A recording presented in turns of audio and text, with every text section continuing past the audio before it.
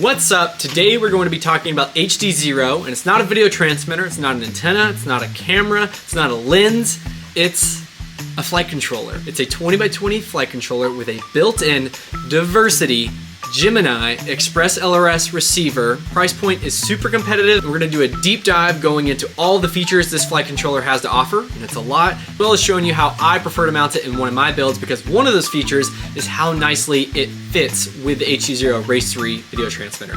Let's get into it. Thanks for watching, and congrats to HDzero on a new product. Opening up the box, of course, you have your flight controller, your ESC connector, one extra connector in case you want to repin, and two 2.4 gigahertz antennas at different lengths. One long, one short, and I'll tell you a little bit why that matters here in a little bit. One thing that's also included is this black 3D printed piece.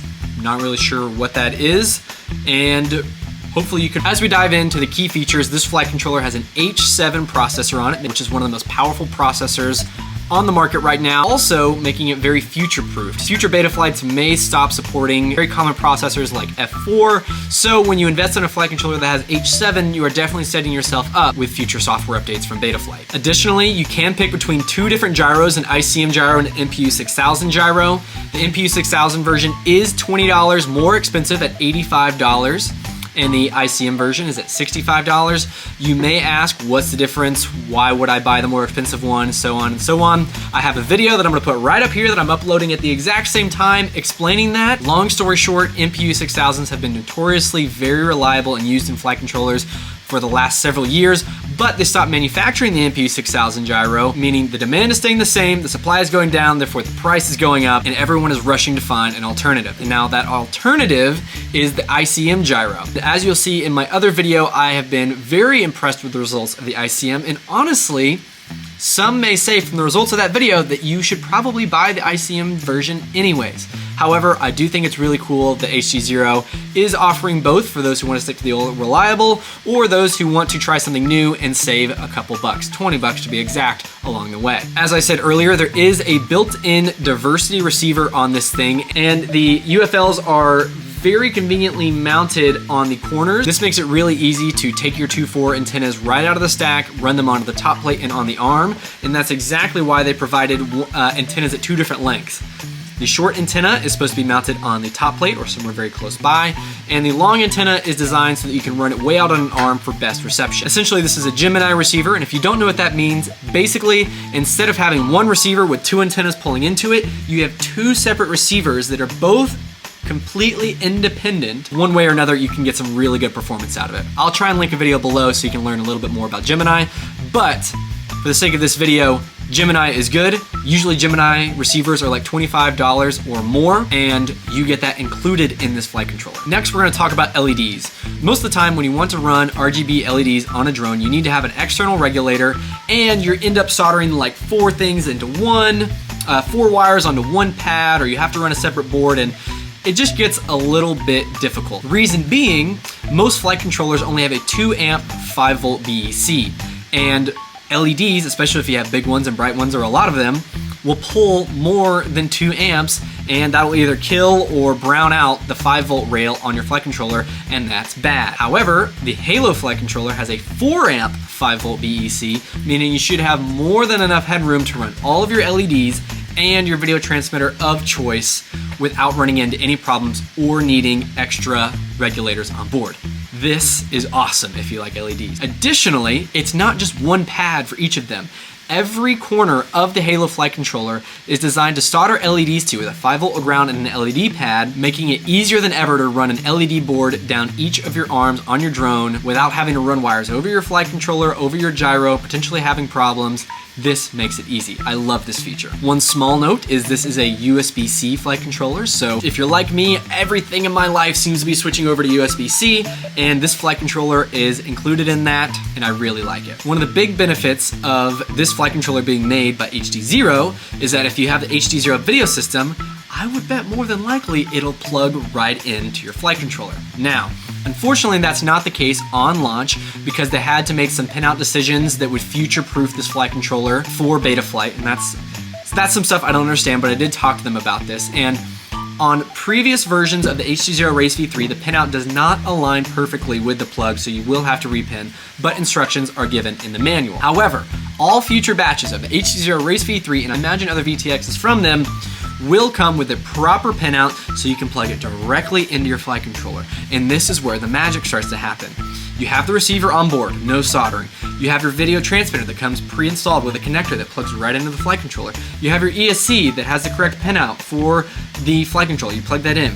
Next thing you know, this is a solder-free flight controller that if you have problems, no problem. Unplug ESC, unplug VTX, put in new flight controller, plug both of those things in, bind your receiver, and you're in business. Obviously, if you happen to have LEDs or a GPS on there, it can get more, but this already removes so much soldering from the flight controller, and they're able to do that because they're now the video transmitting company and the flight controller company, and I would bet that there will be more benefits of that down the line. Say you don't use HDzero and you want to know if you can use other video systems, and the answer is kinda. This flight controller does not have an analog OSD chip on it, so if you plan to run analog on this, this is not the flight controller for you. It literally does not have the chip on it that is required to put analog OSD over your video feed. However, if you use DJI, WalkSnail, RunCam Wasp, or whatever they're called these days, this flight controller will work great. This DJI plug that we all have, it plugs directly in, the pinout lines up perfectly, and that's a plus if you want to use a really nice flight controller with other video systems other than analog down the line. Last thing is there are pads underneath of the flight controller allowing you to put on a GPS. There's a bunch of UARTs, I don't know how many, I should probably know that, but allowing you to do a bunch of other things with extra sensors and extra GPSs and soldering external receivers or whatever you need to do on there, you absolutely can with this flight controller. To my knowledge, gone the extra mile in so many aspects, and I'm honestly very impressed by it. And on paper, this is one of the best value flight controllers you can get, in my opinion. Now, that was a lot of technical speak. Let's see what it looks like in a drone. I'll show you how we mounted it in the drone we did for our flight test video. It mounts up really nicely with the TBS Lucid ESC and an HDzero Race V3 video transmitter course. All that going in the 533 Light Switch V2, which is definitely our most popular frame for the average racer, and it all just works. Let me go grab the quad, and I'll be right back. Looking from the outside in, you'll see I have my 124 antenna up here on the top plate, and I'll make sure to have STL for that if you'd like to use it. And my second one down here on the arm, giving me my antennas at different orientations, at different parts of the quad, and that's only made possible by the two different length 2.4 antennas that are provided with the Halo flight controller. As we take off the top plate, you will see that I have my stack screws coming in from above because I'm using the TBS Lucid ESC that uses the Gorilla mounting. The stack screws going all the way through the frame like a standard drone. These stack screws come in from the top and go into a metal mounting bracket on top of the ESC, but it works awesome, and the Lucid has been one of our favorite AM32 ESCs here at the shop.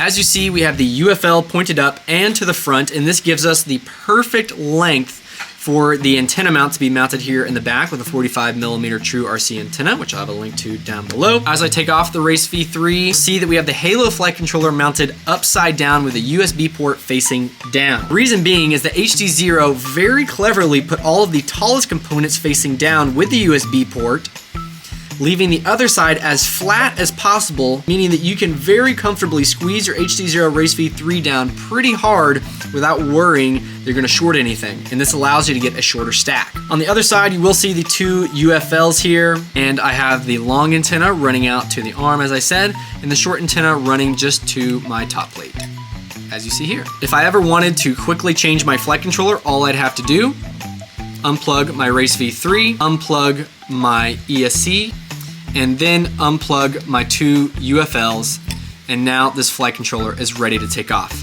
When I want to put it back in, all I have to do, pop my two UFLs back on, plug in my ESC cable, plug in my Race V3, roll it all back on there, and I am back in business. The reason that's so nice is you don't have to deal with desoldering your VTX, desoldering your receiver, figuring out the perfect way to mount it. It all just fits together so nice and compactly. And as long as you have a couple extra flight controllers laying around, which also means you have a couple extra receivers laying around, then you should be ready for a swap at the field with minimal tools and minimal skill required any time. Looking at the price of this flight controller, some may say this is more expensive than others. What's very important to remember is that the price of this flight controller essentially includes a $20 to $25 receiver. If you don't use Express LRS, this flight controller is probably not for you. But if you do use Express LRS and you are looking to use it on your next build, then you would basically be buying both of those components at the exact same time when purchasing this flight controller.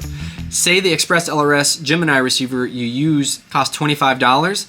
That would take the ICM version of this flight controller down to $40 with an H7 flight controller, with the big BEC, and the value of this thing starts to look really nice really fast. Now in this video, I am not going to be flying this drone, as I did that in a separate video comparing the ICM and MPU 6000 gyros, but I'll give you a small hint in that this thing did fly very nicely, and without even having to go watch the other video, I'm going to put the tunes that I had the most success with on this drone in the description below, so that if and when you get a Halo flight controller, you can try it out on your build. And if you want to try and fly the exact drone I'm flying in this video and get the exact same performance, I'll have all the links to that in the description below.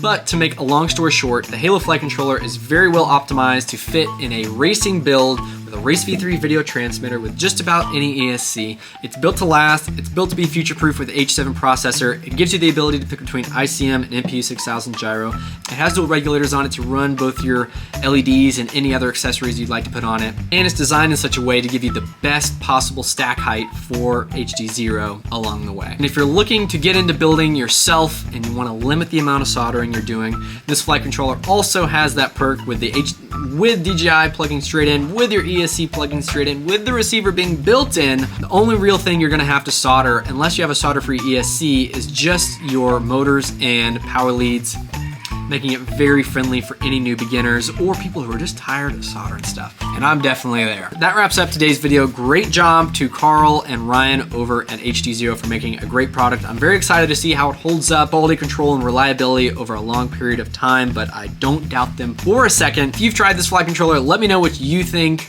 If you have any questions about this, let me know. And as I said throughout the video, so many links are gonna be down in the description to answer so many of your questions. If you wanna see how it flies over in another video and get some tuning advice, I'll link it over here at the end of the video and in the description. Thanks so much for watching. Thanks to HDzero for making great stuff, and I'll see you guys around. Bye.